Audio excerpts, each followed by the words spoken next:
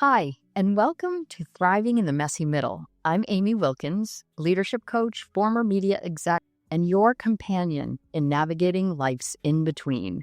This is the Messy Middle moment, a short pause to reflect, reset, and rise.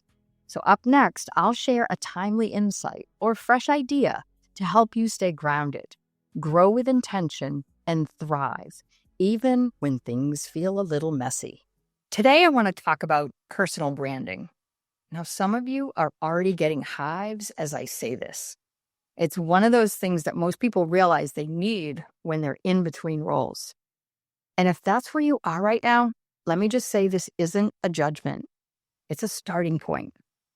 But whether you're navigating change or currently leading through it, there's one thing I've learned. The best time to build your brand is before you need it. Last week's guest, Melissa Cohen, shared something that's pretty common with respect to the way many use LinkedIn, which is just one of the places where you can build out your personal brand.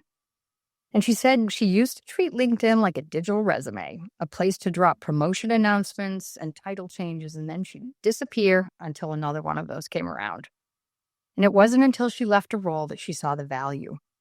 And now it's where she leads with intention. It's where she tells her story, connects with others, and she builds her presence before it becomes urgent. And that's a reframe that matters. Let's name something that doesn't get said enough.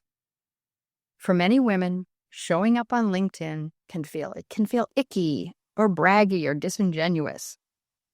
So many of us, we write a post, we rewrite it, we delete it, and then we wrestle with whether or not it's too polished or not polished enough, and then we just toss it out. Well, you're not alone. Many of us can relate, including me. And here's a stat that actually backs that up. There are 7 in 10 professionals admit they've deleted a LinkedIn post because of self-doubt or over-editing. And what we can see is that women in particular face more internal resistance when it comes to consistently putting themselves out there online. But here's what the data also tells us. LinkedIn users who post at least once a week for 20 plus weeks receive 5 times more engagement per post than those who don't post consistently. And that means your visibility grows exponentially over time. And moving from 1 post per week to 2 to 5 posts per week leads to significantly higher impressions and engagement. Now, you don't need to post daily, but showing up regularly compounds. Most importantly, when women do show up consistently, when they're posting and commenting and engaging, they begin to close the gap in network visibility, opportunity access, and leadership presence. So what if visibility is leadership and not vanity? You don't need to go viral. You don't need to post every day, but you do need to own your voice when things are going well, when things are messy, and not just when you're in a transition. I want you to think of consistent visibility as an investment in future you. You're building credibility before you need to cash it in. You're reminding people what you care about and how you think and why it matters. You're creating a trail of your leadership so people can follow it when the time is right. And if it still feels awkward, let it be awkward and do it anyway. Because the discomfort you feel today might just be the thing that helps future women leaders find their voice. So I want to pause here. Whether you're in a role you love, in transition, or somewhere else in the messy middle, ask yourself, am I showing up consistently in a way that aligns with how I want to be known? Am I building my network from a place of stability and not desperation? And do I own my story publicly or only when I need something? It's not about being performative. It's about being present, being genuine, and about building a bridge before that storm hits. If you're in between roles, you're not late, you're not behind, and you don't need to be polished to be powerful. Start where you are, speak up, share what you know. You're ready.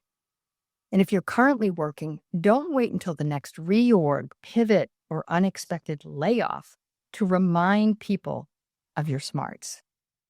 Let your leadership speak before your title changes. And this is for all of us. Your brand is your reputation, your impact, and your voice. It's the way people experience you, even when you're not in the room. So you don't need to go viral. You don't need a polished strategy. You just need to start showing up with intention, consistency, and courage. Comment on relevant posts from those you follow. Tell your story. Let people in. Thanks for spending this moment with me. Next week, I'll be back with a full episode, and every other Wednesday, you'll find another messy middle moment right here.